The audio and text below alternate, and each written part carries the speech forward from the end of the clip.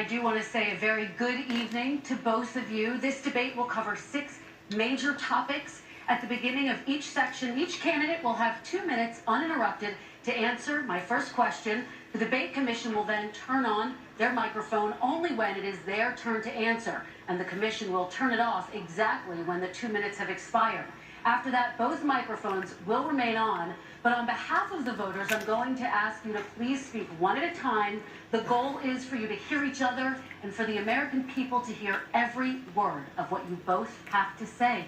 And so with that, if you're ready, let's start.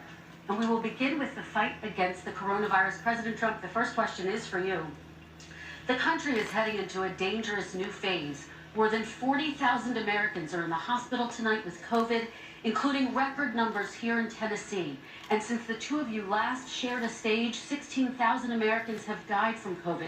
So please be specific. How would you lead the country during this next stage of the coronavirus crisis? 2 minutes, uninterrupted. So, as you know, 2.2 million people modeled out were expected to die.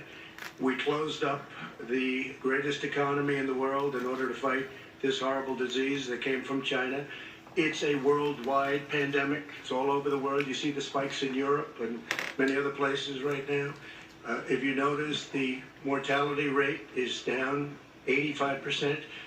The excess mortality rate is way down and much lower than almost any other country. And we're fighting it, and we're fighting it hard. There is a spike. There was a spike in Florida, and it's now gone. There was a very big spike in Texas. It's now gone. There was a very big spike in Arizona. It's now gone. And there are some spikes and surges in other places. They will soon be gone. We have a vaccine that's coming. It's ready. It's going to be announced within weeks, and it's going to be delivered. We have Operation Warp Speed, which is the military is going to distribute the vaccine. I can tell you from personal experience that I was in the hospital, I had it, and I got better, and I will tell you that I had something that they gave me, a therapeutic, I guess they would call it. Some people could say it was a cure, but I was in for a short period of time, and I got better very fast, or I wouldn't be here tonight. And now they say I'm immune. Whether it's 4 months or a lifetime, nobody's been able to say that, but I'm immune. More and more people are getting better. We have a problem that's a worldwide problem. This is a worldwide problem. But I've been congratulated by the heads of many countries on what we've been able to do. If you take a look at what we've done in terms of goggles and masks and gowns and everything else, and in particular ventilators. We're now making ventilators all over the world, thousands and thousands a month, distributing them all over the world. It will go away, and as I say, we're rounding the turn, we're rounding the corner. It's going away. Okay, former Vice President Biden, to you, how would you lead the country out of this crisis? You have 2 minutes uninterrupted. 220,000 Americans dead. If you hear nothing else I say tonight, hear this. Anyone who's responsible for not taking control, in fact, not saying I take no responsibility initially, anyone who's responsible for that many deaths should not remain as President of the United States of America. We're in a situation where there are 1,000 deaths a day now, 1,000 deaths a day, and there are over 70,000 new cases per day. Compared to what's going on in Europe, as the New England Medical Journal said, they're starting from a very low rate. We're starting from a very high rate. The expectation is we'll have another 200,000 Americans dead between now and the end of the year. If we just wore these masks, the President's own advisors have told him, we could save 100,000 lives. And we're in a circumstance where the President thus far still has no plan, no comprehensive plan. What I would do is make sure we have everyone encouraged to wear a mask all the time. I would make sure we move in the direction of rapid testing, investing in rapid testing. I would make sure that we set up national standards as to how to open up schools and open up businesses so they can be safe and give them the wherewithal, the financial resources to be able to do that.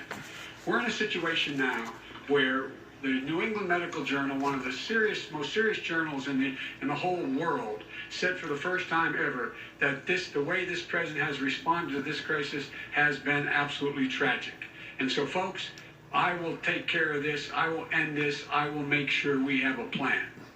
President Trump, I'd like to follow up with you and your comments. You talked about taking a therapeutic. I assume you're referencing Regeneron. You also said a vaccine will be coming within weeks. Yes. Is that a guarantee? No, it's not a guarantee, but it will be by the end of the year. But I think it has a good chance. There are two companies, I think, within a matter of weeks, and it will be distributed very quickly. Can you tell us which companies? Johnson & Johnson is doing very well. Moderna is doing very well. Pfizer is doing very well, and we have numerous others. Then we also have others that we're working on very closely with other countries, in particular Europe. Let me follow up with you because this is new information. You have said a vaccine is coming soon, within weeks now. Your own officials say it could take well into 2021 at the earliest for enough Americans to get vaccinated. And even then, they say the country will be wearing masks and distancing into 2022. Is your timeline realistic?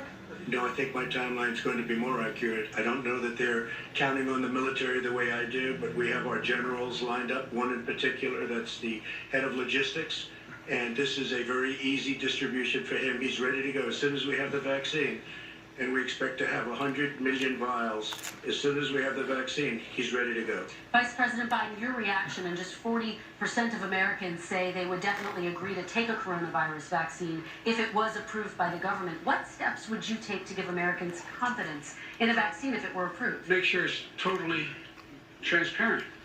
Have the scientists world see it, know it, look at it, go through all the processes. And by the way, this is the same fellow who told you this is going to end by Easter last time. This is the same fellow who told you that, don't worry, we're going to end this by the summer. We're about to go into a dark winter. And he has no clear plan, and there's no prospect that there's going to be a vaccine available for the majority of the American people before the middle of next year. President Trump, your reaction, he says you have no We're going to plan. have a dark winter at all. We're opening up our country. We've learned and studied and understand the disease, which we didn't at the beginning.